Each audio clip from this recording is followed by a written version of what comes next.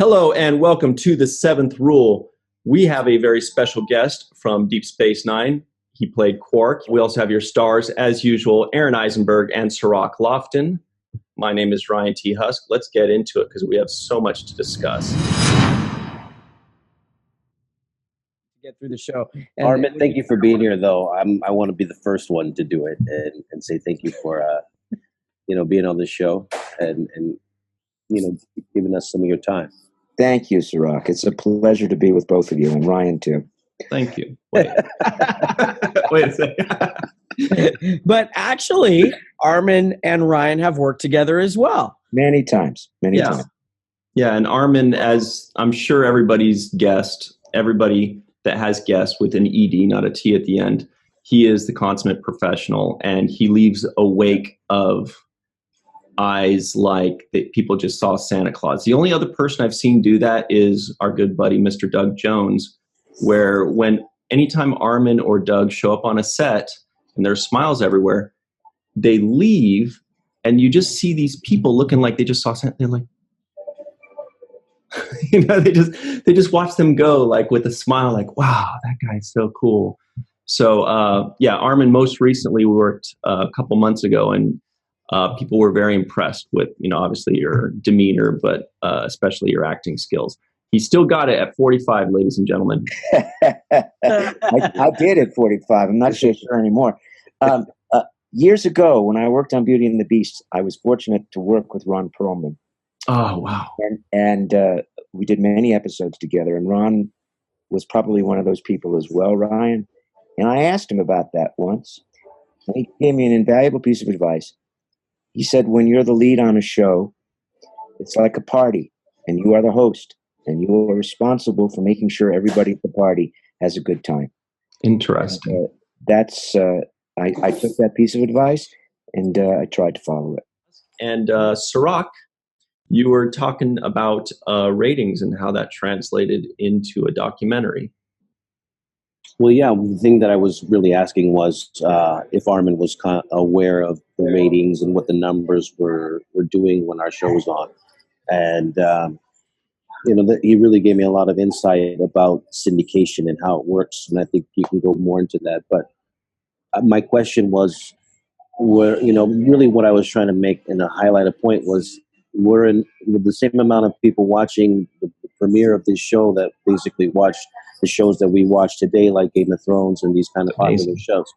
And if it's proportionately similar, then it really kind of gives a contrast to people saying that the show wasn't as successful as other shows. So that was really the discussion that I wanted to bring up. Mm-hmm. And as I reiterated before, it wasn't a matter of ratings for our show because we were a syndicated show. And syndication is simply about selling product to the local stations so they have something to show. And there's a magic number to syndication. If a syndicate can show a show for 6 months straight, so that every day there's a new episode, that's what they want. After 6 months, they don't care anymore. Then they don't mind re-airing an episode. But as long as they could get, and 6 months worth of episodes turns out to be about 7 years. And that's the reason why Space Nine and TNG was the original experiment about forgetting about networks, forgetting about being on free TV, going straight to syndication.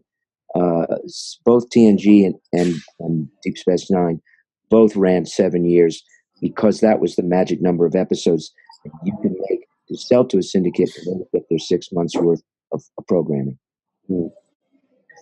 Interesting. And I just want to reiterate something that Sirach said. Yeah. Quality, I think, was always in our mind. Quality. We wanted to do the very best show we could. And I don't think I was ever there a day when that wasn't the goal. So, Sirach, thank you for bringing that up. Yeah, thank you. The quality really showed, and I've told these guys in the past that when I was just a fledgling actor, And I just first started like 10 years ago. Watching Deep Space Nine was what inspired me to take it more seriously, because the acting, particularly the more ensemble cast, like yourself, Armin, Aaron Sorock, Jeffrey Combs, my goodness, and Mark Alimo. These people, watching them, I mean, you guys like killed every scene, and and the most amazing scene ever written in the history of everything that's ever existed, which is the root beer scene with Quark and Garrick. Little things like that, Shall I tell you a story about that scene? Please do, because I've heard that story, and I think it's the best story I've heard, honestly. Well, first I have to answer my phone. Well, stay tuned for that. So, Sorock, what do you think the story is going to be? Oh, okay, no. Hey, sure. I thought we were going to talk about Profit and Lace. I thought that's where we were going. As many of you know, this is just all of, Ryan, you know the story. I'm sure Aaron has heard the story. Perhaps I don't even think so. Ron has heard the story. But Aaron certainly participated.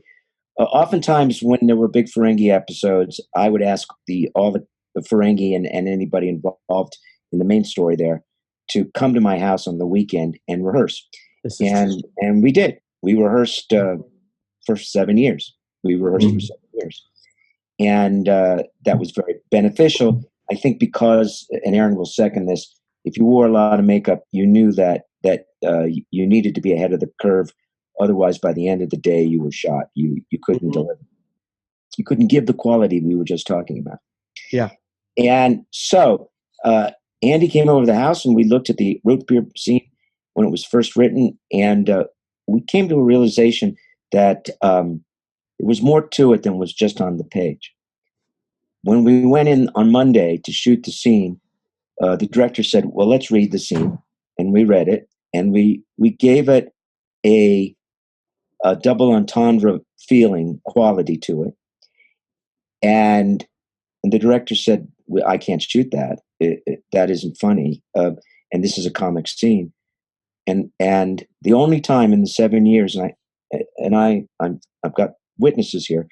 The only time in 7 years that I actually put my foot down and said no to a director, I said, no, I want to shoot it this way. I want to shoot it the way we rehearsed it.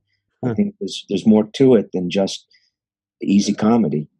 And he did absolutely the right thing and said, well, I can't shoot it your way because the producers have told me I have to shoot it this way. So he said, we're going to have to call Ira, and I think Robert Hewitt Wolf came down, and show it to them, which we did. And Ira asked us to do it both ways, which Andy and I did. And in moments, Ira turned to the director and said, Jim, shoot it Armin's way. And the root beer scene, which is well known, is because Andy and I, and Jim for that matter, after he was told, shot the scene the way we thought it should be done. And it's a credit to the writers. They wrote more there than they thought they had written originally. Interesting.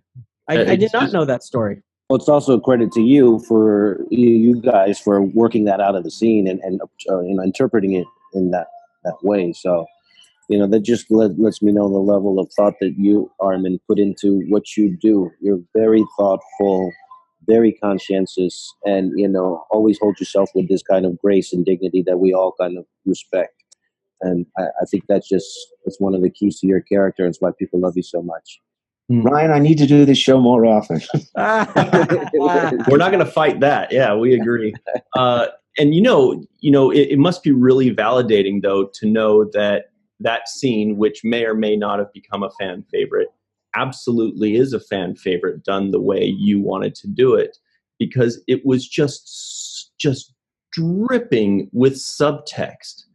And it's such a it was very Shakespearean in that way, where every line you're saying can be just taken on the surface, but there's just so much more beneath it that it makes it brilliant. Plus, it's from two, of the favorite actors with two of the favorite characters.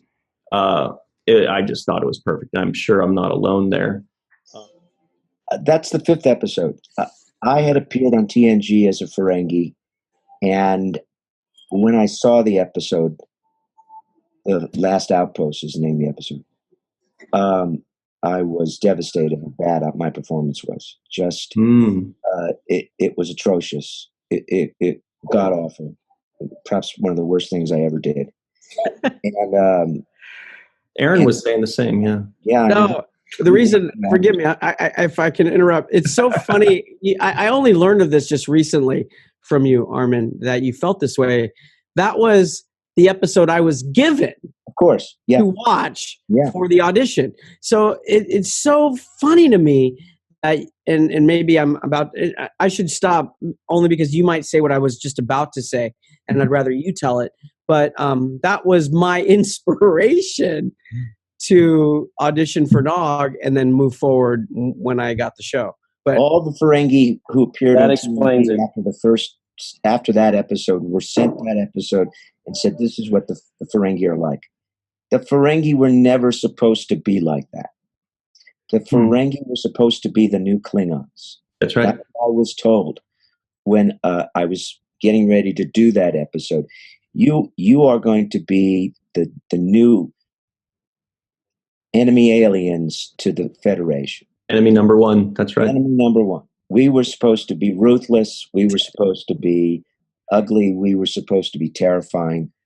We were supposed to be all the things that the Ferengi never were. And the reason they never were was my performance.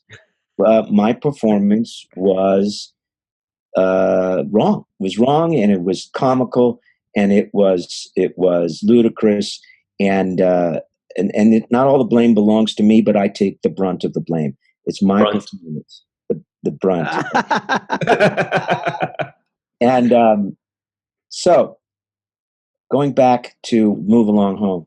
wait, but I have a rebuttal to that wrong that you call it, because philosophically, if you think about it, had you not performed as you did, do you really think we would have had Ram and Nog and No. 7 years? Yeah, exactly. So and in to your credit, because of that, you took a different path on DS9. You're smirking. You took a different path on DS9 to get away from what you did, which literally separated and made Quark unique in of himself, which then but let Nog. you're looking at Quark from hindsight. You're Yes. looking at Quark after 7 2020. years of Quark. I'm talking about Move Along Home, which is like the 5th episode of Deep Space Nine. Babel. Wet cement. I need to put my footprints in there and to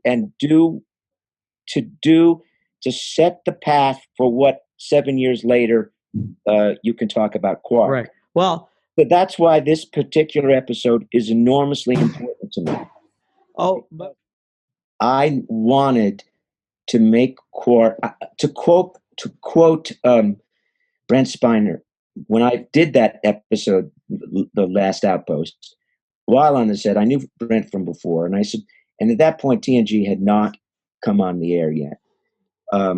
I asked Brent, well, what do you want to do with this robot? What do you want to do with this character? And he said, I want to take the character with the least amount of potential and make him into the character with the most amount of potential. And that stuck with me, and that's what I thought I wanted to do with Quark as well. But in order to start that process, I needed to convince the writers and the producers. That was my agenda for that episode. My agenda was to convince the writers and the producers that I was a much better actor than what The Last Outpost exhibited. And I needed to delve into it as much as I could. With all due respect, Sirach, this is exactly what you said I do. That's when I started the process. I need to delve into this character as far as I can go to make him as three-dimensional as possible and not be a one-dimensional alien. That's what I need to do with this. And Move Along Home I remember there was one particularly good speech given to Quark. And I worked on that speech like it was a Shakespearean monologue. And I thought, I need to really nail this, not so much for the audience, not so much for the episode, but for me to silently communicate in daily to the writers and the producers that they can trust me to carry an episode. Wow. And it was enormously important episode to me. Wow. You know, as soon as you said that quote that you made about what Brent Spiner said to you about getting the character with the least potential to be, have the most potential on top of your character, which I think you obviously and very clearly achieved. The other name that popped in my head when you said that was Bob Picardo. I think he did the same thing on Voyager, very clearly. So let me ask you, Armin, the fear in the sense of not having this character become what you wanted is ultimately what? That it becomes one-dimensional and you're just slapstick and it's not... Exactly. I did not want to be a slapstick character, which is what I was on TNG. And Berman told me, we at the last audition, you probably were there in the room, he said to me, we wrote this character for you. And I worried that they wanted me to do more of what I'd done in Last Outpost. And I did not want to do that. Both Max and I have told this story many times at conventions, but there's a hitch to it. When Max and I auditioned for Quark, because Max Granchek, who played Rom, and I went for the penultimate audition, both of us were up for Quark. How many auditions were there? That was my second one anyway. Okay. There was another one after that. That's probably when Sirach and I were in the same room, didn't know each other at the time. And I recognized Max from his performance in TNG. And when his audition, went in first, and I waited for him on the steps of Paramount in order to discuss with him how he had approached the role. And like you, Aaron, he had been given a tape of Last Outpost and said, this is what the Ferengi are. And he did brilliantly at imitating that sort of attitude. Mm-hmm. And when we sat on the steps, I said, how did you approach this character? And I said, how do you see this character? He said, I see it as a comic character. And he said to me, how do you see it? And I said, I see it as a dramatic character. Mm-hmm. And I was always worried that they wanted more of what Max had to offer than now granted, they cast me, but I was always concerned that I didn't want this character to be just a comic character. Yes, he was a comic character. We were the comic relief on the show. But I wanted him to have as much depth as any other character on the show, as much as, Sisko, as much as Major Kira, as much as Odo. I did not want him just to be the guy who got the laughs and that was it. But thanks to the writers, thanks to Aaron, thanks to Max, thanks to Cecily, thanks to everybody that was involved in the Ferengi family, which Sirach was a part of a little towards the end. I was always moved. He was a cousin. Very moved that very distant cousin. No, Jake said to his dad, "I want to spend more time in that bar." I was really touched by that. Not that you had anything to do with it, Sirach. I'm the bridge between the humans and the Ferengi. Exactly. Yes, he really was. We realized on another show, if it wasn't for Keiko O'Brien, we would have never saved the world. That's right. Never saved the universe. Obviously. So that was the difference in approach.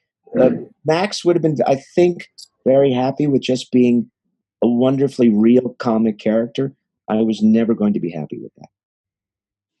And I love Max, and what Max did was brilliant. No one is a bigger fan of Max than I am. but I would not have been happy if that's what they had written for me. I don't think I would have quit, but I wouldn't still be talking about the show as glowingly as I am if they had not sort of taken the hint that I gave to them in Move Along Home. In this case, it seems like it's a much more fulfilling role as an actor. For me, it was. Mm-hmm. But for others, might be different, but for me, it was. Mm-hmm. But do you think maybe even Ira himself didn't want to just make it a comedic role as well for all of the Ferengi? Because I didn't have that. Ira was certainly, but remember, Ira was only a secondary writer when that episode was being shot. Oh, yeah. You know, Michael Piller was the head writer. But, and I think Ira took on the Ferengi as a cause célèbre for them, and he wanted to make them as meaningful as the Klingons were for Ron Moore. And between all of us, between us, the actors, between the writers, between the cinematographers, between the directors, all of us took this one-dimensional race and made them, and forgive me, Sirach, and made them the most human characters on the show. All of us. And what was really great was where we started in the first pilot. You know, you have Rom, who's very quote unquote Ferengi, quote, tied to the last outpost, who changes. You know, you have in Babel, you say, and you call him your assistant, by the way. Mm-hmm. In that episode, in the first script, there was no Rom. Right. It was Pit Boss. It was Pit Boss. Yeah. Right. But Max played him very little lady, you know, grabs me. He's very, you know, kind of threatening and as Sirach pointed out, very abusive. Sirach felt for me. You know, he empathized with how he grabbed me and threw me into the classroom. But somewhere along that way, Rom changes. And the writers, it seemed like over the years, took cues from coming down to the set, getting to know people. And I don't know how much they had into your change, but they definitely changed us in the script. Meaning I feel like you seem to have initiated that change in what you wanted. Where I felt like I was just along for the ride, you know, and whatever. One of the great things, and Sirach's already said it today, we were blessed to have an incredible supporting cast. It wasn't just the 7 or 8 of us that were carrying the show. It was all the supporting characters we had, yourself included, Aaron. Any one of you could have had a story built around them, and often did. And it was a great show because the supporting cast was phenomenal. So I think you're right, Aaron. I think they saw what we were doing in dailies, and they wrote for us. I think once they became aware of what we were all capable of doing, all of us, that they began to write to our strengths and allowed us to be, as Sirach said, allowed us to have our foibles, to be less than perfect, and because of that humanity, made it for me a much more interesting show. You know, we've actually discussed similarly on this show a bit how generally by the second season of a show, the writers adjust their writing for the actors. You know, in the first season, the actors are kind of slaves to the writing, where they impose their voice through the words that are already written. But by the second season, the writers have watched the actors, and now they say, "Oh, that is such a Rom thing to do," or that, you know, they start adjusting it. So all of that depth and all of that great story that we see that developed over those 7 seasons is a credit to the actors. The actors made the writers adjust to them. And so what you did clearly basically rewrote Star Trek history for an entire race, and Aaron as well, and Max as well. So, you know, thank you for that from a And I wanted to add this really quick one. One of the things I took away from this particular Babel episode was the budding development between Quark's character and Odo. Yep. And there's this playfulness that you guys have with each other that begins to start, in my opinion. You're complaining to him that your bar is going to close down if you can't fix your replicator, and he's like, "Oh, you know." Poor guy. I feel bad for you, but that was one thing, and then when you were sending him to the transporter, you playfully said energizing, and the way you played with the word was just, I thought was great, because it showed like this kind of playfulness between these adversarial, at least kind of adversarial characters. I liked it. I liked the dynamic of it. And I wanted. Can I just say one thing? It's another compliment. Sorry, Armin. We really wrote all our compliments down for you, and we all have to make sure we say them. In your comment before of how important it was for you to take a different course than from The Last Outpost. This is the first time of me watching the show, and prior to us doing this podcast and watching the show was my experiences with you as an actor and working with you on screen. And kind of seeing what you did and what you developed as Quark, but never ever connecting how you felt about The Last Outpost. As I watch this show, I'll tell you from the get-go, you separated yourself from The Last Outpost. And I've enjoyed your performance as Quark thus far immensely. You don't remember how much when I love when you're yelling community leader in it was either the first pilot or the second one. It was so funny when they said when Cisco says you're gonna be community leader, and how funny that is. And the other thing I noticed in this recent episode was how you end up in ops, and it made sense that you end up in ops. And the reason that we would never see you in ops is, as you once told me, when I joined Starfleet and I was terrified I was going to be off the show, you said to me, you're going to work more because now you're part of the solution. And I didn't really quite understand that. But now, looking back, I completely understand it. And I love that. And I'm assuming that you don't really end up in ops very often in the 7 years. But when I was watching Voyager, and forgive me, Voyager fans, in the second episode, Neelix is sitting on the bridge. And I'm like, you're not part of the solution, Neelix. How are you on the bridge? Doesn't make sense to me. And this is a credit to the writers, and it's a total offshoot of kind of this, but they wrote it so you weren't on ops all the time, yet you were still very part of the show in many, obviously, throughout the 7 years, and in many, many ways. And you're not just hanging around in ops going, hey, yeah, well, I have a bar to run, but I'm supposed to be here because I'm one of the regulars on the show. And that's a credit to our writers having integrity and an honesty. I felt that they wrote for us, and they did so well. I couldn't agree more. And I'm sure all of you have heard from veterans, as I have, who said that the ops of our show remind them more of their own military experience than anything on other shows. That Interesting. And that Avery was the closest on Star Trek to anything that was reality for them when they were in Afghanistan or Iraq. Wow. And Sirach was the closest to a real son. Well, there's no doubt about that. That's not a joke, actually. We all knew of the incredible loving relationship between Avery and Sirach. That was quite obvious. And so, yes, Sirach is so important. But he has his own memories for this, but he was Avery's son. And there was a relationship there that was palpable between the two of them. Yeah. Had you worked with any of the other cast members before? I had worked with Renee.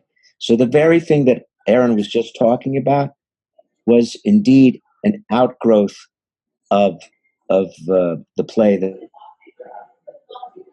I think he's gone. Well, we lost Armin. So if he comes back in the next minute or two, then we'll let him finish up. So that's why I kind of had a head start on that Renee relationship. The two of them going back and forth felt so natural. They already had a history together. They already had that chemistry. Exactly. I think Odo just transported him off our show. What are you doing? But no one invited me. Yeah, Renee and I had done a play together, and I'm wondering whether I should tell you this story or not.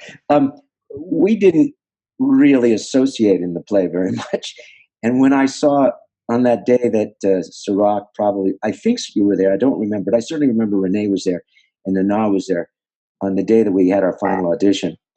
I thought, oh, he's going to play Odo and I'm going to play Quark.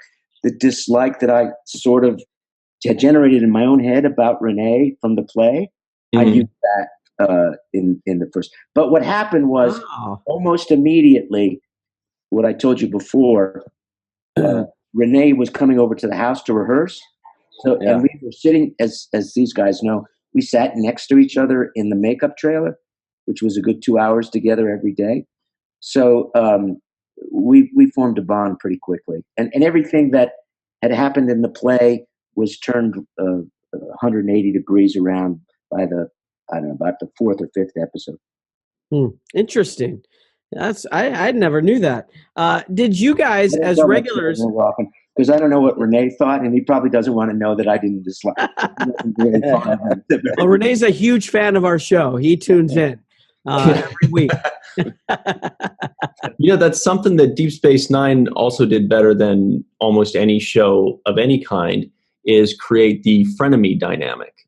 Quark and Odo. You have Garrick and Bashir. You have Kira and Dukat, which is a lot more enemy than frenemy. But you have Jake and Nog. Jake and Nog. Only like one episode did they squabble. Jake loved Nog. There's just something about until you got me locked up that day when we were in jail and you were testifying against me. Wait, what was I doing? I don't remember that. I was testifying. You got me locked up. You got me locked up a few times over there in security ops. Well, you are the Huckleberry Finn. Everyone thinks I'm the bad guy. Jake, go steal that, and I'll watch out. I'll play lookout. And then, of course, year 7, I punch you in the face. I'm such a great friend. You're a good guy. You are a really good guy. So I think we got to put this to an end. I know Armin has to run, and we also have another video to do for our patrons. But Armin, you've been fantastic. You've been eloquent and intelligent, and you bring a level of class to this show that has never been seen before and probably won't again. So well, yes, he set the bar officially. So. I know. What are we going to do next week? That's not a tribute to Aaron or Sarai. Wow. The bar has been set higher than I can even reach. A Nausicaan could limbo under that bar. Thank God we set the bar so low, Aaron. Thank you guys both. I got to answer all those phone calls that I turned down. Oh yeah. Thank you so much, Armin. It was really great seeing you and talking to you. As always, Armin. Thank you. I hope to see love to Kitty as well. We got love for her. Thank you. I will send that on to her. I will talk to her probably. I think one of those phone calls was from Kitty. So I will talk to her sometime today. But thank you both. It's a pleasure to spend time with all three of you. And I wish that our paths cross more often. Well, we got to have you back because this is like a part 1, and there's just so much to talk about. But it was such a wonderful, wonderful conversation, and hearing new stories that I haven't heard before from you was really a treat. So thank you for being here, Armin. Thank you so much. You're welcome. Ask me back anytime. Sunday's my day off, and it gets very lonely here in Utah. All right, I'll call you tomorrow. Okay. Well, we really appreciate that, Armin. We're also going to do our part by trying to go visit you and Kitty over at the Antaeus please do. Theater Company as well. Arameus, right? Arameus. Antaeus. Yes. We're going to be posting Antaeus. Three Musketeers. Yeah. Artemis. There it is. Anyway, thanks very much, Armin, and thank you, everybody at home, for Sirach Lofton, Aaron Eisenberg, for Armin Shimerman, and everybody at the Antaeus Theater Company. Thank you very much, and as always, remember the 7th rule.